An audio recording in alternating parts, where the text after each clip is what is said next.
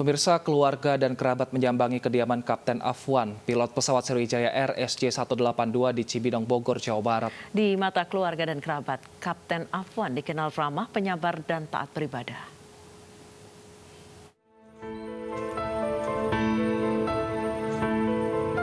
Keluarga dan kerabat mendatangi kediaman Kapten Afwan, pilot pesawat Sriwijaya Air SJ182 di Cibinong, Bogor, Jawa Barat.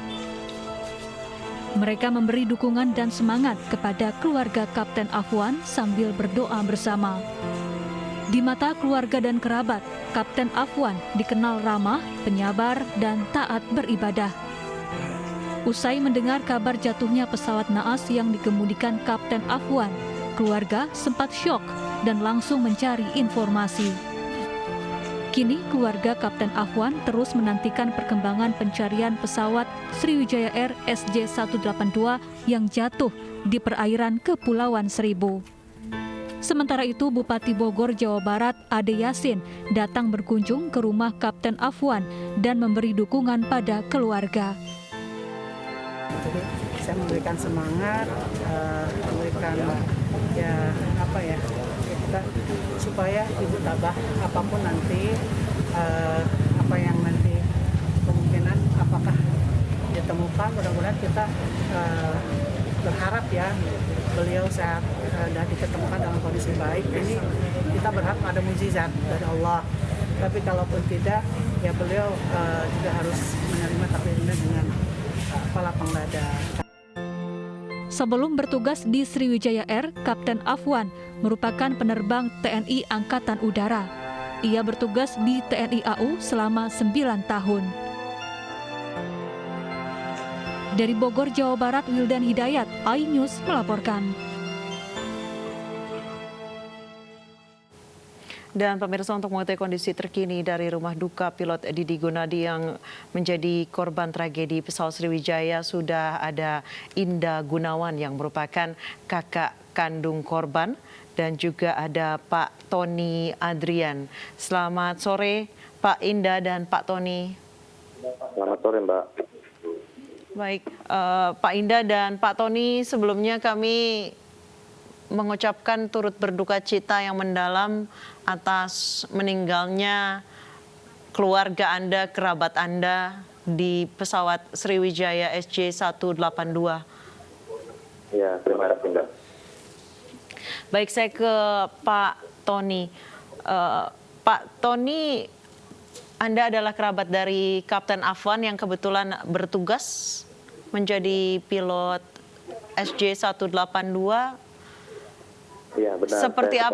Seperti apa kenangan terakhir Anda dengan beliau, Pak Tony? Ya, saya keponakan dari Kapten Afwan. Kenangan terakhir saya dengan beliau yang saya ingat dalam 1 tahun belakangan, di bulan Januari tahun yang lalu kita ada kumpul keluarga, dan yang terakhir itu 4 bulan yang lalu kita juga ngobrol santai dengan beliau. Namun pada setahun yang lalu saat kumpul keluarga, beliau sedikit memberikan tausiah kepada kita, adik-adik dan keponakan beliau.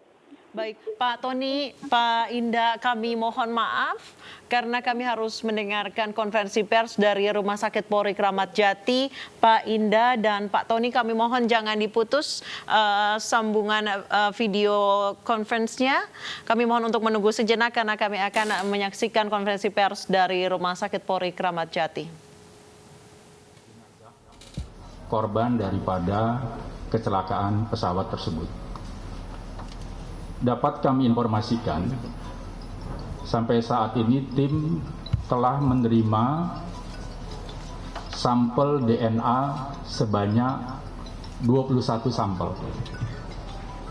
Kemudian kantung jenazah sebanyak 7 kantong jenazah.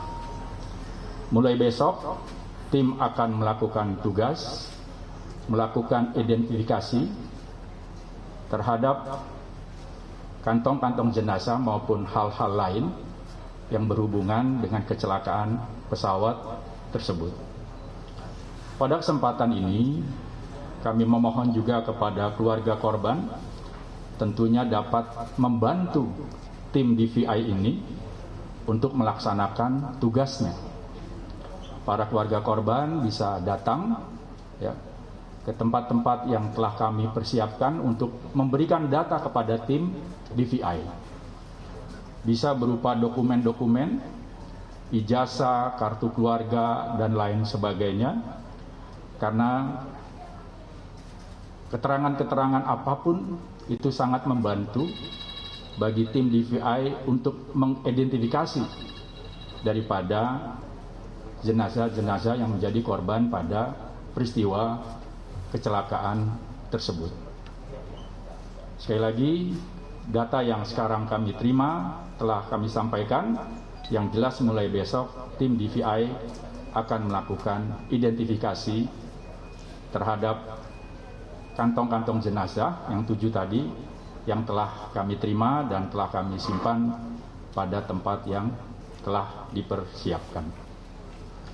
Dan juga pada kesempatan yang berbahagia ini, pada sore hari ini, ada rekan dari Jasa Harja yang akan memperjelas tentang hak-hak daripada korban kecelakaan pesawat Sriwijaya. Silakan mungkin Pak Bambang dari Jasa Harja bisa menjelaskan. Baik, terima kasih. Assalamualaikum warahmatullahi wabarakatuh. Yang saya hormati Brigjen Rusdi, Brigjen Asep, Pak Yusri, dan teman-teman dari media, selamat sore. Sekali lagi kami mewakili Direksi Jasa Harja turut prihatin, turut berbelasungkawa yang dalam atas musibah ini, dan kami bahu-membahu dengan Polri, Basarnas, dan stakeholder lainnya, dan sejak awal kami melakukan pendataan terhadap para korban dan keluarga korban.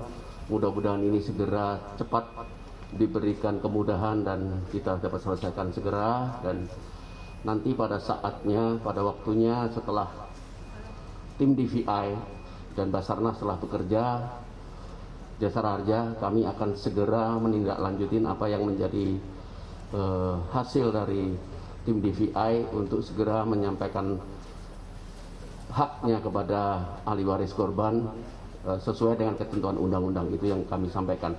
Dan jika nanti jenazah-jenazah yang sudah ditemukan dan diidentifikasi oleh DVI, kami terus berkoordinasi dan nanti mungkin secara periodik akan disampaikan oleh pihak Polri dan pihak DVI perkembangannya, update-nya kepada teman-teman semuanya, dan harapan kami ini berlangsung bisa sesegera mungkin.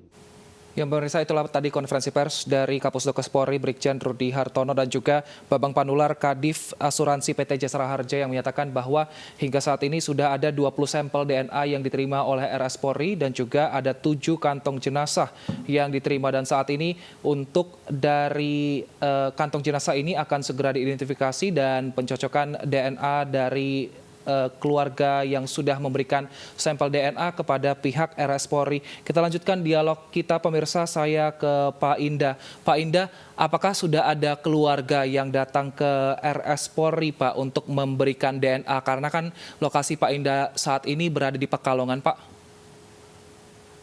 Baik, terima kasih. Sementara yang bertanggung jawab di lokasi atau di RS Polri itu istri dan anak-anaknya, Mas. Jadi udah di sana dari kemarin malam. Ya. Sementara kami akan mewakili keluarga Pekalongan untuk ke sana. Gitu. Ini mau berangkat ke sana. Jadi mungkin informasi yang saya dapat itu anak-anaknya udah diambil DNA-nya. Itu kurang lebihnya seperti itu. Baik, informasinya kan bahwa memang keluarga Anda tidak bertugas ya Pak saat itu, tapi akan nantinya bertugas dari Pontianak ke Jakarta.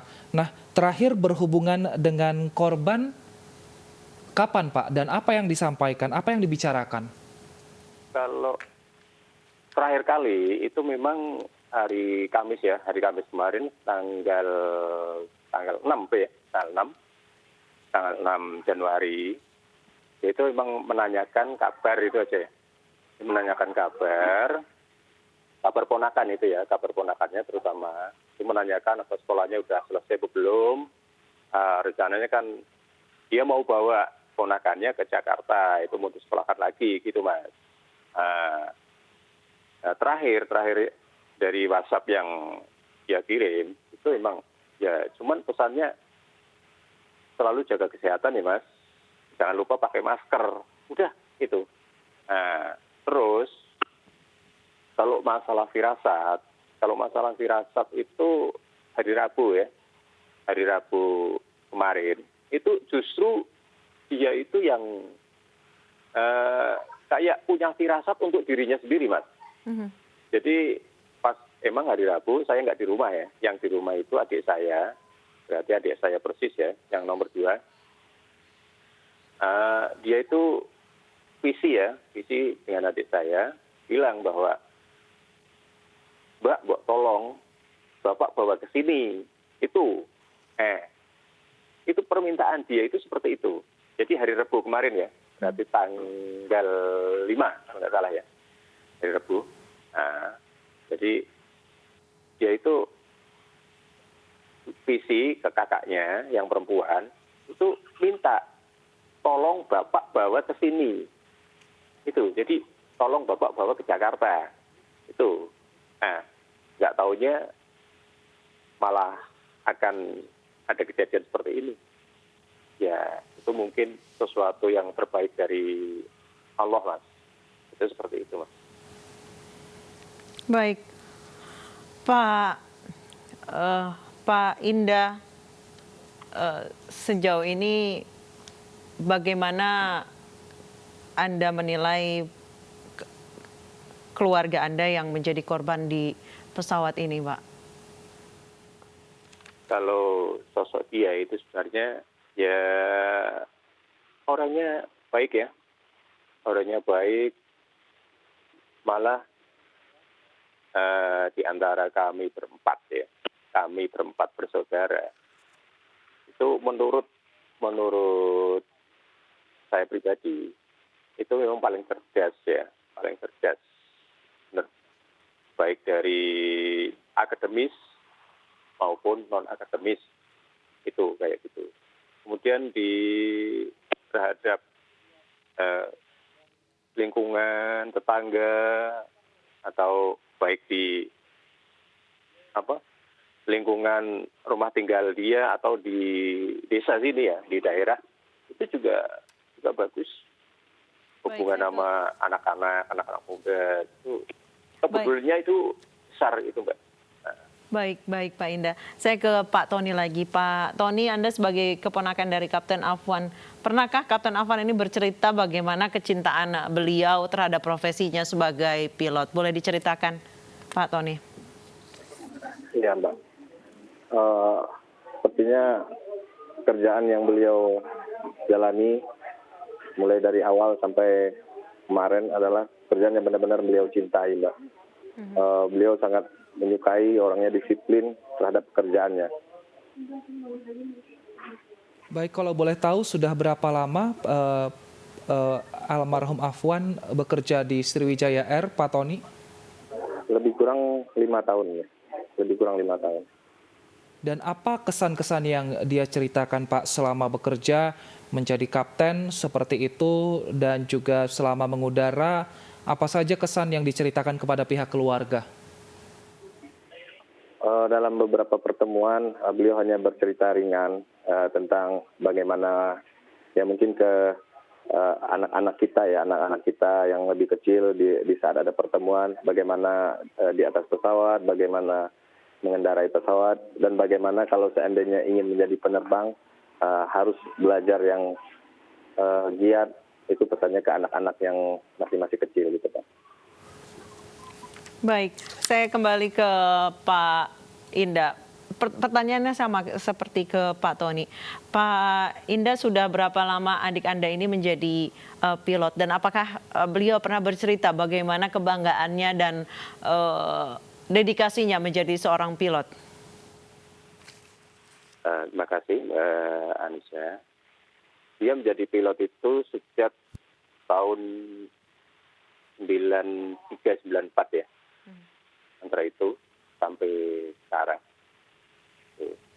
Kalau di Sriwijaya atau khususnya di NAM AR, itu kurang lebihnya ya sekitar 5 tahunan ya.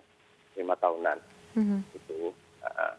Nah, kalau emang dedikasi dia di pekerjaannya, menurut saya pribadi itu nggak bisa diragukan ya. Karena menurut catatan saya pribadi, sebelum dia itu di NAM AIR, dia itu kerja di perusahaan lain ya, di maskapai lain.